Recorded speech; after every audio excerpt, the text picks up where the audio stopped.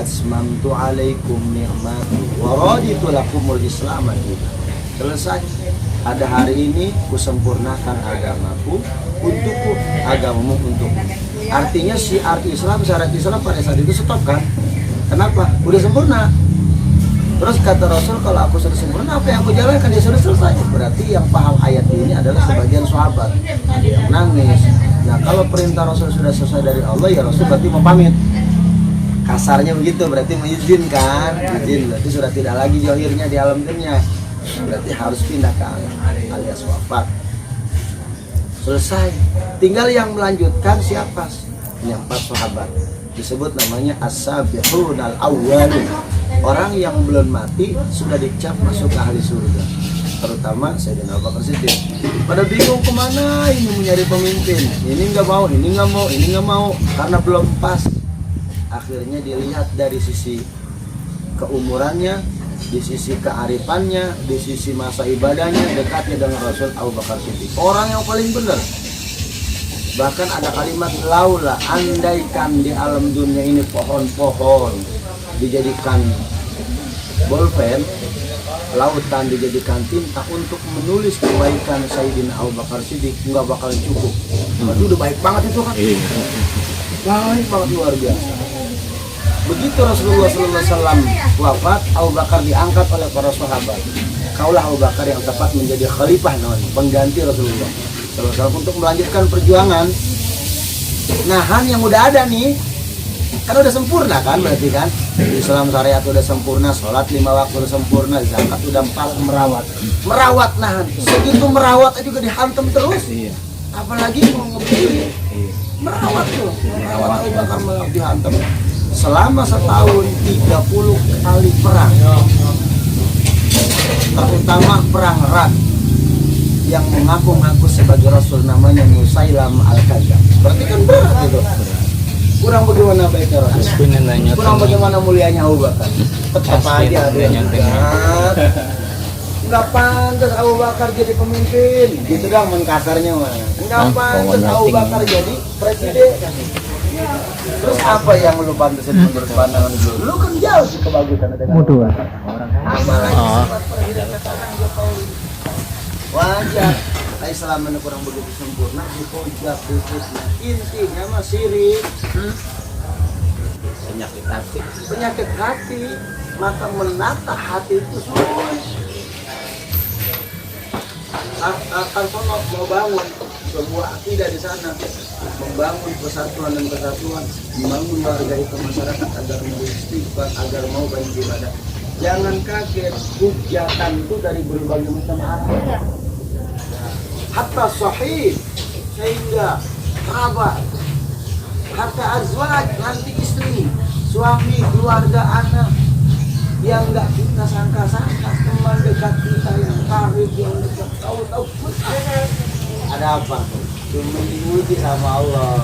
Jangan sombong. Maka jangan kaget. Kita memperjuangkan sebuah syiar, sebuah syariat yang namanya hujatan itu udah pasti ada. Jangan kaget. Menyebarkan kebaikan udah pasti banyak keburukan. Jangan kaget. Juga udah. Kalau kita rumah tangga lagi ayam juga ada aja. Ekonomi lah kurang-kurang bagaimana, wajah kan tapi ada yang anak mati ibadah tapi ada. Apalagi sekelas kita yang sedang berjuang di jalan agama Allah, ibadah kita jauh dibandingkan dengan lalat. Ya, ibadah kita dibandingkan dengan lalat jauh. Ada hujatan dari sana sini. Jangan kaget. Jangan kaget. Justru itulah membuat kita belajar supaya dewasa menyikapi suatu persoalan. Maka kalau kata saya sudah nggak usah ikut-ikutan politik. Udah masing-masing ada domainnya. Kita mau urusin umat yang belum bisa alif, belajar alif. Yang nggak mau belajar alif, ya sudah. Dia tentang sama kita, ya sudah. Kita ajari dia mau, alhamdulillah. Nggak mau, ya jangan dipaksain. Ada yang ngehujat kita, mungkin ada yang salah. Gitu. Sebab orang yang sirik itu dia membicarakan keburukan kita. Hebatnya kita, buruknya kita aja diceritain. di depan orang banyak. Belum bagus-bagusnya kita tuh, karena dia sirik. Iya, maka kita kudu bersyukur ke Allah. Kehebatan kita, buruknya aja dipilih orang banyak, apalagi bagusnya. Maka jangan kaget. Kurang-ngurangi dosa juga, meningkatkan syaraf kita, kemuliaan kita. Yang penting bukannya jangan merasa direndah, jangan merasa dihina, jangan merasa paling hebat seadanya. Bikin pondok, ujar, merjain, nggak diri aja masih santai. Jangan ngomong segala macam, enggak, biarin aja jalan aja. Ya alhamdulillah. Sebab amin filatin qalilatin jabat di akan katsirah. Banyak kelompok yang kecil bisa mengalahkan kelompok yang besar. Yang kita anggap buruk belum tentu di mata Allah itu buruk. Yang kita anggap hebat belum tentu di mata Allah. Perasaan Kiai Anu, itu hebat, itu mau wali, nggak bisa. Pandangan manusia belum tentu di mata Allah. Gitu. Artinya dalam hal ini jangan merasa ciut kita. Gitu. Kita nggak tahu rahasia Allah. Sampai saya baca kisah itu ada seorang yang sering bolak-balik ke tempat pelacuran, ternyata nggak disangka jadi wali Allah. Akhirnya berangkat ke tempat pelacuran, ternyata nggak disangka itu adalah wali Allah. Masyarakat semua menyatakan dia adalah pelacur, dia adalah orang yang nggak benar, dia adalah orang yang kagak. Udah pokoknya di mata masyarakat, kata keluarga sendiri pun mengatakan dia bodong-dong. Gitu. Tapi begitu mati udah kagak ada yang ngeruin. Ternyata ada yang menemukan seorang wali Allah dari kerajaan, didesak pola pikir dan hatinya ingin mencari sebuah cahaya yang ada di tengah-tengah pasar. Pasar itu ternyata adanya di tengah sampah. Rupanya kuburan tadi yang disangka pelacur. Begitu dikubur, dimakamkan, dikafankan, luar biasa, wangi menurut pandangan. Dan masyarakat nggak tahu yang bawa itu, yang ngerapin adalah seorang raja. Juga bayangnya. Begitu dikubur, dia yang ngelapin, dia yang mandiin, dia ngerapin, dia tahu lah kasih Allah. Masyarakat yang menilai jahil, dia adalah orang kafir. Nggak tahu dia adalah seorang kafir. Hebat ya dia. Sebetulnya kisahnya panjang, cuma dia ambil kesimpulan kata-katanya. Oh, kadang-kadang yang kita anggap jelek itu menurut Allah itu belum tentu. Yang kita anggap bagus belum menurut Allah itu. Bagaimana caranya menyikapi sesuatu itu? Yang paling terpenting husnul baik sangka dengan makhluk. Imam Abu Hanifah saja itu dengan anjing dapat ilmu dari anjing dan Imam Abu Hanifah ini kan Madzhabul Arba yang paling keras setelah nomor 2 itu Imam Rawi. Selain daripada Imam Syafi'i, Ahmad bin Hanbal, Imam Malik, Imam Abu Hanifah begitu melihat ada anjing beliau pakai jubah. Ada anjing di depan meliwat, nggak berani. Ini najis nih. Oh kita anjing apa najis? Mogol aja kan, harus disertu 7 kali sertuan kalau disentuh sama dia. Karena mogol aja minggir Imam Abu Hanifah. Anjing ngomong, hai Imam, kok begitu hebatnya? Kau merasa bersih ya? Kau merasa hebat ya? Aku memang seorang anjing yang dinyatakan dalam Al-Quran di hadis bahwa aku punya penyakit namanya mugolagi. Bukannya aku nggak mau, aku juga nggak mau jadi begini karena Tuhan menentukan saya sebagai binatang. Kalbun anjing, kilabun anjing yang sudah dinyatakan mugolagi, aku terima. Cuman kamu jangan sombong gitu dong. Kamu angkat. Maafkan aja sedikit dengan saya tersinggung kalau begini caranya, kata anjing. Saya juga nggak mau begini. Karena memang Allah sudah tentuin, berarti kamu sudah melanggar qadar Allah, menghina saya. Itu Imam Allah ini menangis. Dari kata-kata itu disimpulkan dia dari kata-kata itu disebutkan, oh iya, apakah ada celah selain balajo yang bisa kita pakuanan? Gitu. Artinya nggak boleh nganggap bener tuh mau ganti kita permisi ya dari luar. Coba itu dari kisah kayak gitu. Makanya saya pikir udah nggak usah ikut berpolitik. Oh kalau gitu kamu nggak bisa dong. Sekarang harus berjuang banyak cara. Numpalin anak istri dengan lillahi ta'ala juga termasuk berjuang. Iya, numpalin anak istri niatnya lillahi ta'ala, mati di jalan surga jaminan. Numpalin anak istri niat lillahi ta'ala mah kagak, tapi niat mau bayar utang surga jaminan. Coba ya, numpalin anak istri niatnya jangan sampai minta-minta, jangan sampai minta-minta sama orang.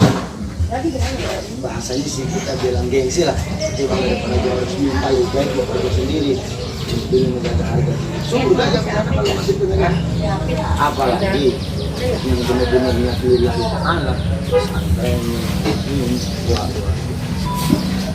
makanya usah gituin politik, diam aja udah, biarin.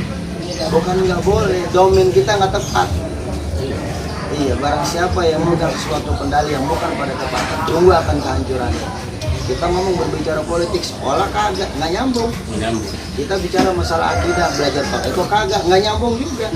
Yang ada apa? Sebisa kita istighfar, melawat itu mudah-mudahan yang bisa menjadikan wasilah kita.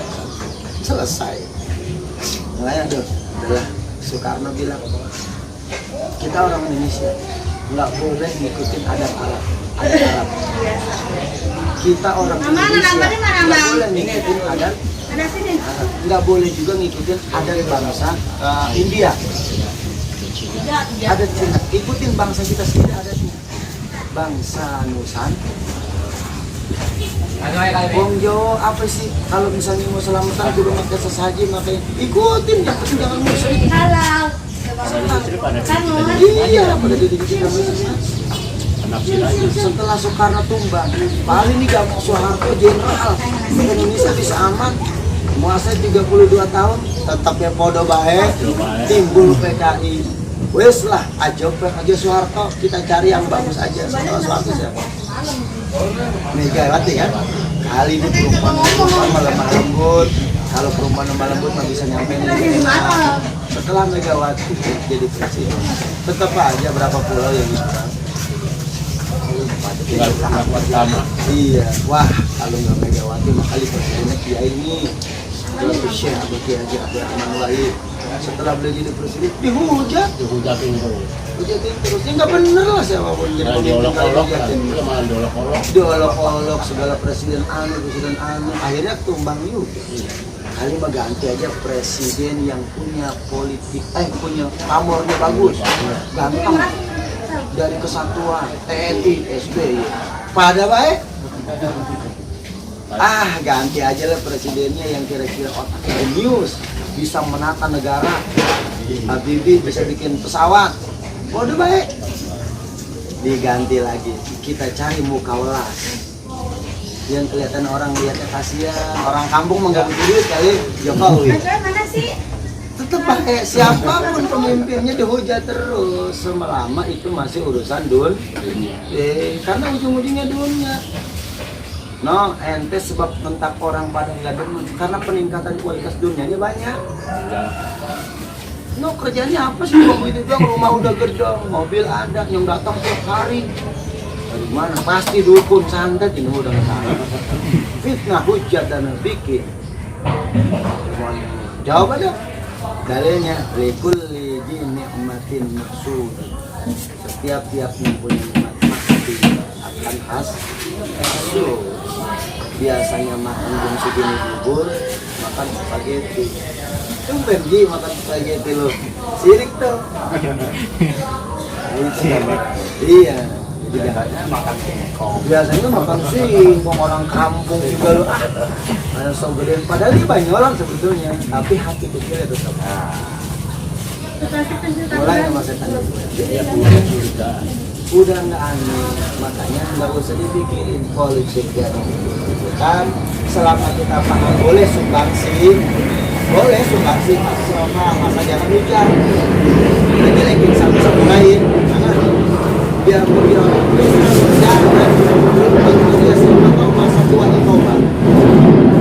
Biar masa tuanya umur 90, begitu umur 2 tahun tobatan semua. Dan berkata Allah masuk surga. Ayo. Saya punya grup ini namanya anti PKI. Pakai wong terus di Salem tuh. Tahu kan kecamatan Salem? Wih, ceritanya kok tapi nggak hujat Jokowi.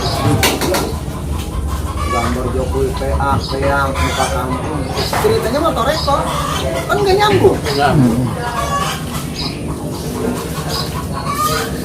Toreko jangan nggak usah.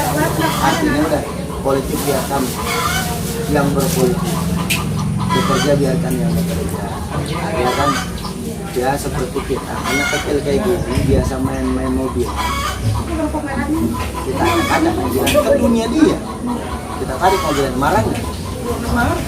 Kita jangan kan, kita nih orang dewasa. Ya kita ngopi pagi ngerokok. Ya kakak, ngomong ngopi mulu, marah nggak tuh? Gitu. Orang yang berpolitik jangan kakak sama urusan. Biari politik, jangan dilakukan yang agama. Nggak nyambung. Saya bilang kata nyambung, politik bukan beragama, politik. Makanya mengingat haza zamanu suhud. Zaman ini mah akhir zaman, diam aja. Ada yang kita sumbangkan untuk negara, kita sumbangi. Enggak ya, kalau kagak paham jangan ikut-ikutan. Yang penting kalau kita mau punya patokan guru, tanya ke guru, bagus enggak? Kalau kata guru, wah ini presidennya jelek, ini pembina, berarti bukan guru itu. Masa guru ngejelekin makhluk, wah udah jelek gitu. Udah, ikutin yang sekira-kira orang yang tidak pernah menghina makhluk. Ini makhluk, ini makhluk, ini makhluk, ini makhluk, semuanya makhluk. Yang menghina itu punya Allah. Kalau ini politik lah, apa? Terus timbulnya kalau politik hati. Satu ketika ada yang kita dukung, mereka punya powernya hebat, agamanya tinggi, kan lo tahu setan kan? Jadi dia kalah, kesel. Lagi bener aja juga dia udah. Begitu dia benar, nggak peduli sama kita. Dulu mau gue minta dukungan, mendingan bung. Kita enakan bener bapaknya Arif di tulang bawang dagang es, betul. Udah beres. Urusan ibadah mah Allah yang tahu gitu. Lupa saya dukung, ini udah jadi lupa. Akhirnya apa ibu kecil. Iya. Nasinya udah matang. Ntar dulu bareng. Betul. Jadi jangan. Semua teteh. Mang, Mamang. Enggak, nasinya di mana? Oh, ini tuh. Ayo, nak, ambil. Udah, Mas. Nah. Ayo, Gigi, ambil makan cepet. Nanti beres ini baru sudah sampai. Mana, cowok? Mang, ini Mang. Ini bawain. Itu dong ini Oh, ini kalau gitu maksudnya biar dia pada nyuci. Kita ngambil